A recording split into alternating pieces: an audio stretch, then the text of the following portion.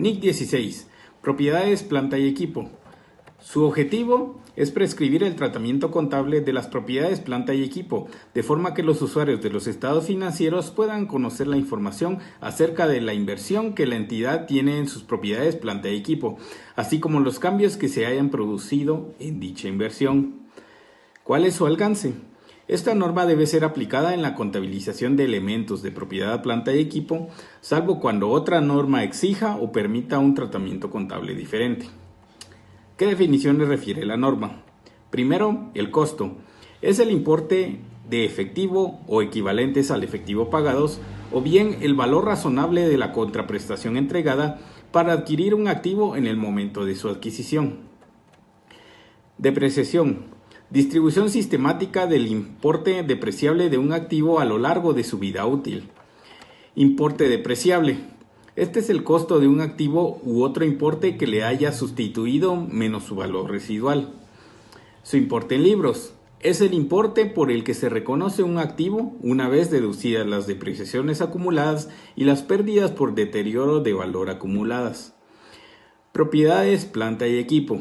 Son activos tangibles que posee una entidad para el uso en la producción o el suministro de bienes o servicios, ya sea para arrendarlos a terceros o para propósitos administrativos, y se espera utilizar durante más de un periodo. La vida útil de la propiedad, planta y equipo. Es el periodo durante el cual se espera que la entidad utilice un activo o su número de unidades de producción o similares que se espera del mismo por parte de la entidad. ¿Cómo se reconoce la propiedad, planta y equipo? El coste de un elemento de propiedades, planta y equipo se reconoce como activo si y solo si sea probable que la entidad obtenga beneficios económicos futuros derivados del mismo, y el costo del elemento puede medirse con fiabilidad. Los costos iniciales. Al momento de adquirir los elementos de propiedad de planta y equipo por diversas razones y este equipo no incremente los beneficios económicos que proporcionan las partidas de propiedad, planta y equipo existentes, pero pueden ser necesarias para que la entidad logre beneficios económicos. Dichos elementos cumplen con las condiciones para su reconocimiento como activos porque permiten a la entidad obtener beneficios económicos adicionales derivados del resto de los activos. Los costos posteriores. La entidad no reconocerá el importe en libros de un elemento de propiedades, planta y equipo, los costos derivados del mantenimiento diario del elemento. El objetivo de estos desembolsos se describe como reparaciones y conservación del elemento de propiedades, planta y equipo. Buenos días, compañeros. Yo les voy a hablar un poco acerca de la medición al momento de su reconocimiento. Dice que un elemento de propiedad, planta y equipo que cumpla con las condiciones para ser reconocido como un activo se medirá por su costo. Recordemos que para que un elemento de propiedad, planta y equipo pueda ser reconocido, este debe cumplir con dos condiciones. La primera es que sea probable que la entidad espere obtener beneficios económicos futuros de este y que su costo pueda ser medido con fiabilidad. Entre los componentes del costo podemos mencionar el precio de adquisición. Esto incluye los aranceles de importación, así como de impuestos indirectos que son no recuperables. También todos los costos atribuibles a la ubicación del activo y las condiciones que sean necesarias para que éste pueda operar de la manera que la entidad tiene previsto. Como por ejemplo, costos atribuibles a la ubicación, podemos mencionar el costo de los beneficios a los empleados que provengan de la adquisición de algún elemento de propiedad, planta y equipo, también los costos de entrega inicial y el transporte posterior, costos de instalación y montaje y algunos honorarios profesionales. Otro componente del costo también es la estimación de los costos de desmantelamiento y retiro del elemento, también de la rehabilitación del lugar en el que el activo se encuentra. Y también la obligación en la que incurre la entidad al momento de adquirir un bien o como consecuencia de haber utilizado ese bien en un periodo de tiempo determinado con propósitos diferentes a producir inventarios. La norma nos dice que si la entidad utiliza ese bien para la producción de inventarios, se le dará el tratamiento de NIC 2 y no de NIC 16 para la medición de esos costos. La norma nos dice que algunas operaciones, si bien están relacionadas con la construcción o el desarrollo de un elemento de propiedad, planta y equipo, no son necesarias para ubicar ese activo en el lugar y en las condiciones necesarias para que éste pueda operar conforme tiene previsto la entidad. Por ejemplo, si tenemos un terreno en el cual se va a construir un edificio, pero antes de que todo esto ocurra, la entidad pone como parqueo ese terreno, todos los ingresos y gastos derivados de esa operación no formarán parte del costo de ese elemento de propiedad, planta y equipo, sino que se reconocerán como ingresos y gastos en el estado de resultados. El costo de un activo construido por la entidad se determinará utilizando los principios que se utilizan para medir un elemento de propiedad, planta y equipo que haya sido adquirido. En la medición del costo, el costo de un elemento de propiedad, planta y equipo será el precio que equivale en efectivo al momento de su reconocimiento.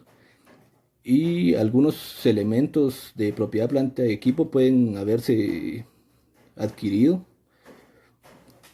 a cambio de uno o varios activos no monetarios o como una combinación de activos monetarios y no monetarios. El costo de estos elementos se medirá de acuerdo a su valor razonable, excepto si no tiene un carácter comercial o si su valor razonable no puede ser medido con fiabilidad. Gracias, compañeros, le dejo el tiempo a mi compañero Iván. Después de haber realizado la medición inicial en el reconocimiento, la norma da las bases para la medición posterior. Bueno, como todos sabemos, la medición posterior es el valor con el cual se va a registrar un activo, en este caso la propiedad, planta y equipo, después de haber sido medido inicialmente, como dice la norma. Bueno, la norma da en este caso dos métodos: el método del costo y el método de la revaluación.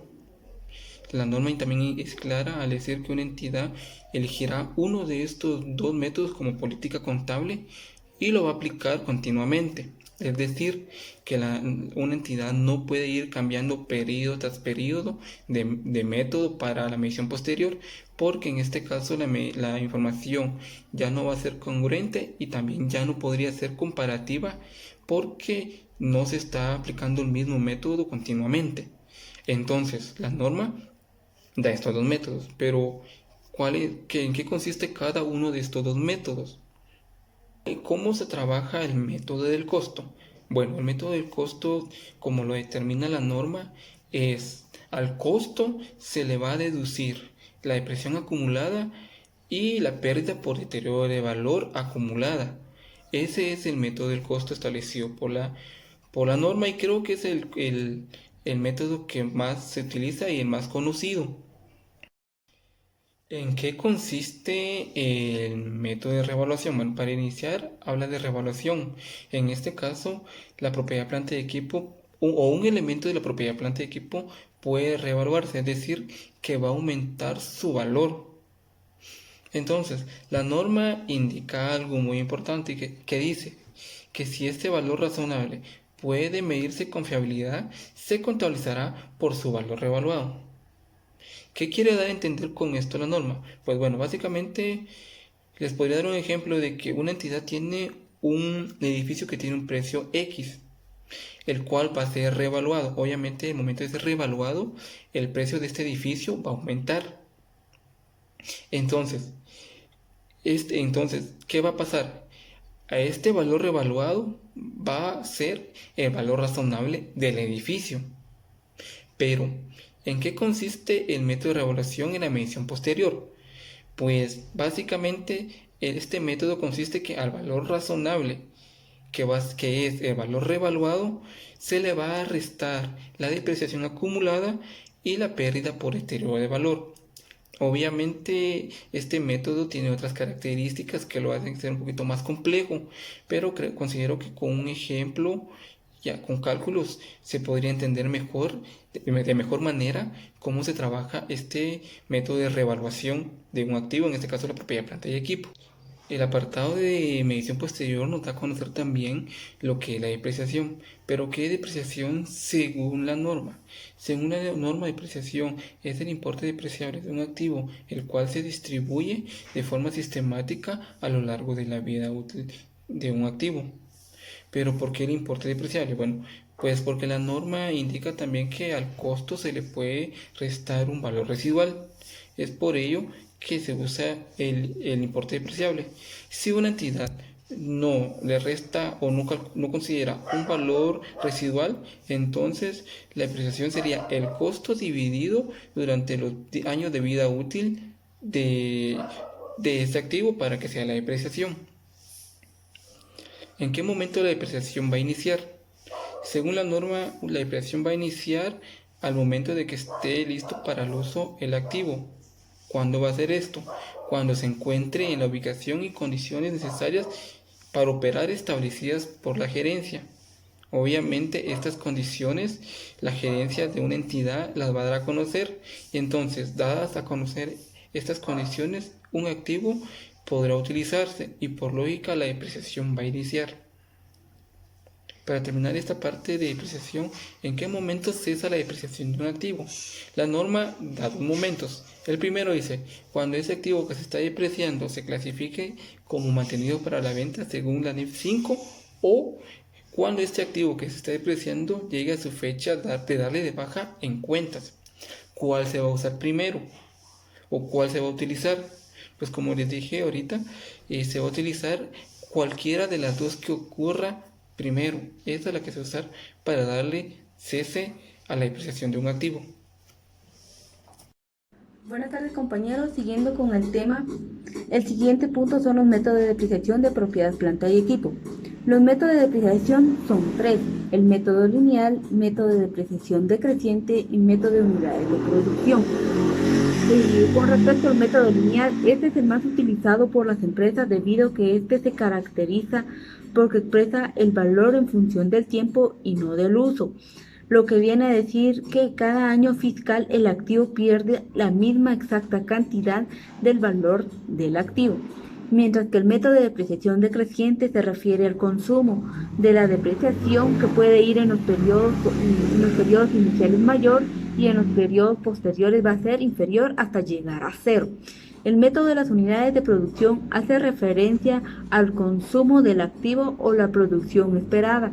Esto va de la mano. Esto quiere decir que lo utilizan específicamente en manos de obra. El segundo punto es el deterioro de valor. El deterioro de valor es la pérdida del valor del activo.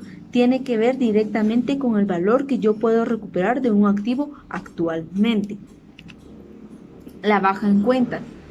Dice que se dará de baja en el inventario en el momento de su enajenación o disposición por otra vía, o cuando no se espere obtener de los mismos beneficios o rendimientos económicos futuros, porque se abandone o se acabe su vida útil. Con respecto a la información a revelar, les voy a hacer mención de algunos. Esto no quiere decir que solo eso debemos de agregar en los estados financieros. Se revela la siguiente información. Una de ellas es las bases de medición utilizadas para determinar el importe en libros bruto de propiedad, planta y equipo. La siguiente información que se deberá de revelar son los métodos de depreciación. Los métodos de depreciación se refieren a lo que les acaban de mencionar anteriormente, que es el método lineal, método de depreciación decreciente o método de unidades de producción. Deben de revelarse qué método se utilizó en el activo, y también las vidas útiles o tasas de depreciación utilizadas en el activo. Gracias.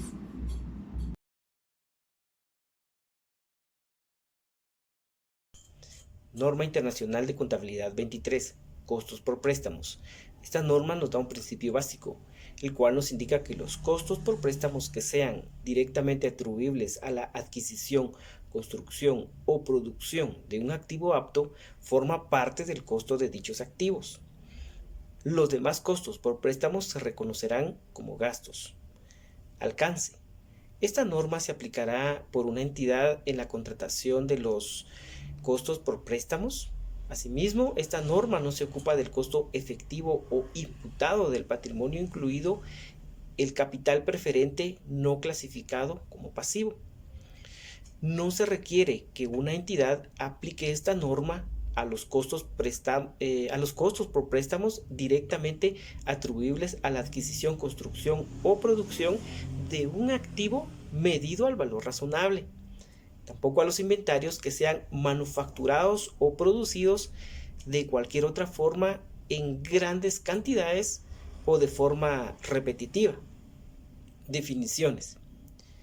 La norma nos da la definición del costo por préstamos, el cual nos indica que son los intereses y otros costos en los que la entidad incurre que están relacionados con los fondos que ha tomado prestados, ¿verdad?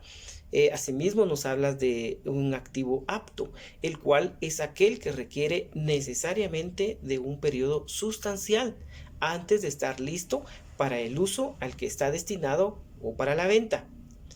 Dependiendo de las circunstancias, podrían ser activos aptos los inventarios, las fábricas de manufactura, las instalaciones de producción eléctrica, los activos intangibles, las propiedades de inversión, así como las plantas productoras.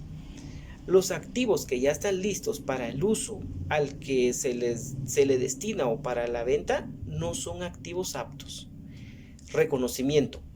Una entidad capitalizará los costos por préstamos que sean directamente atribuibles a la adquisición, construcción o producción de activos aptos como parte del costo de dichos activos. Costos por préstamos susceptibles de capitalización. Son aquellos costos por préstamos que podrían haberse evitado si no se hubiera efectuado un desembolso en el activo correspondiente. Inicio de capitalización. Una entidad comenzará la capitalización de los costos por préstamos como parte de los costos de un activo apto en la fecha del inicio. Suspensión de la capitalización. Una entidad suspenderá la capitalización de los costos por préstamos durante los periodos en los que se haya suspendido el desarrollo de actividades de un activo apto, toda vez que estos periodos se extiendan en el tiempo. Fin de la capitalización. Una entidad cesará en la capitalización de los costos por préstamos cuando se hayan completado todas las actividades necesarias para preparar el activo apto para el uso al que está destinado o para su venta. Información a revelar. Esta norma nos indica que la entidad deberá revelar el importe de los costos por préstamos capitalizados durante el periodo y la tasa de capitalización utilizada para determinar el importe de los costos por préstamos susceptibles de capitalización.